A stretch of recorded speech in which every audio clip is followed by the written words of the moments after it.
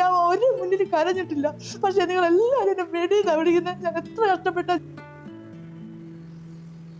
എന്റെ അമ്മയിലെ സക്കാത്ത് വാങ്ങാൻ പോയിട്ടുണ്ട്, അറിയാമോ? എനിക്ക് ഭക്ഷണം തരാൻ വേണ്ടിയിട്ട് വീടിന്റെ അടുത്തുള്ള ആളുകൾക്ക് സക്കാത്ത് പോയി വാങ്ങിയിട്ട് എനിക്ക് ഫുഡ് തന്നിട്ടുണ്ട്. ഒരു ഇത് മോശമായിട്ട് പോവാത്തൊരു സ്ത്രീയെ പറ്റിയിട്ടൊക്കെ നിങ്ങൾ ഇങ്ങനെ എന്നോട് ദേഷ്യം വിചാരിച്ചു അങ്ങനെയൊന്നും പറയരുത്. അത് ഭയങ്കര മോശമായിട്ടുള്ള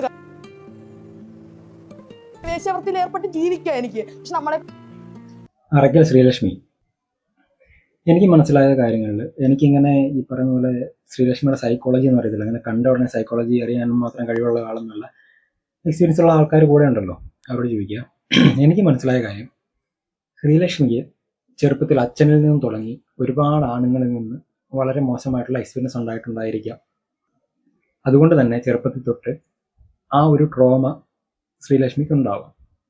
അതുകൊണ്ട് എല്ലാ ആണുങ്ങളെയും ശ്രീലക്ഷ്മി ഈ കാറ്റഗറി കാണുന്നു എന്നുള്ളതാണ് പ്രശ്നം. ഇനി അത് കാണുന്നില്ല, എനിക്ക് പറയുന്ന പോലെ ആണുങ്ങളായിട്ട് നല്ല സുഹൃത്തുക്കളുണ്ട്, വളരെ നല്ല കാര്യം, ഉണ്ടായിക്കോട്ടെ. പക്ഷെ എന്തുകൊണ്ടാ ആ സുഹൃത്തുക്കളെ കാണുന്ന ലെവലിൽ മറ്റുള്ള ആണുങ്ങളെ കാണാതെ? ശ്രീലക്ഷ്മിയുടെ മെയിൻ പ്രശ്നം ഇതാണ്. കാരണം ഇത്രയും ആൾക്കാർ നിങ്ങളെ അങ്ങനെ വിളിക്കുന്നുണ്ടെങ്കിൽ, ഞാൻ വിളിക്കാറില്ല, എനിക്കൊന്നാതെ അങ്ങനത്തെ ആ ടൈം യൂസ് ചെയ്യുന്നതിനോട് തീരെ താല്പര്യമില്ല.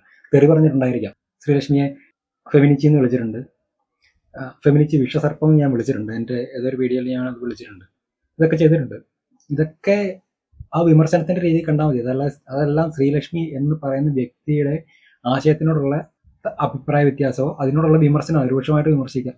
അതിനകത്ത് പ്രശ്നമില്ല, തിരിച്ചും വിമർശിക്കുന്നുണ്ട്. കാരണം ശ്രീലക്ഷ്മി ബേസിക്കലി ഒരു ലൗഡ് സ്പീക്കറാണ്, ഒരുപാട് ഒച്ച സംസാരിക്കുന്ന ആളാണ്. പക്ഷേ ടീച്ചറാണ്, അല്ലെങ്കിൽ ക്ലാസ് എടുക്കുന്നുണ്ട്, കുട്ടികളെ പഠിപ്പിക്കുന്നുണ്ട്, വളരെ നല്ല കാര്യം. പിന്നെ ശ്രീലക്ഷ്മിയുടെ പല ആശയങ്ങളോടും യോജിച്ച് നിൽക്കുന്ന ആളാണ് ഞാൻ. സീരിയസ്ലി ഒരുപാട് സാംസ്കാരികമായിട്ടുള്ള കാര്യങ്ങളല്ലാതെ കുറച്ച് പുരോഗമന ചിന്താഗതിയൊക്കെ ഉള്ള ആൾ തന്നെയാണ്.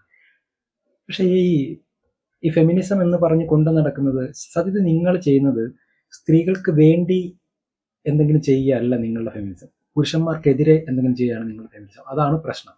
അവിടെയാണ് നമുക്ക് പരാതിയും നമുക്ക് എതിർപ്പും ഉള്ളത്.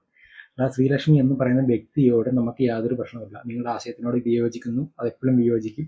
ഈ ആശയം എന്ന് നിങ്ങൾ മാറ്റുന്നു അന്ന് വരെ വിയോജിക്കും. പക്ഷേ ശ്രീലക്ഷ്മി എന്ന വ്യക്തിയായിട്ട് യാതൊരു പ്രശ്നമില്ല.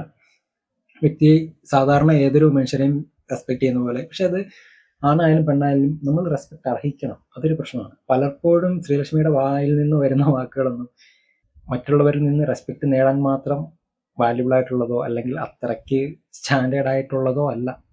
അവിടെയാണ് പ്രശ്നം.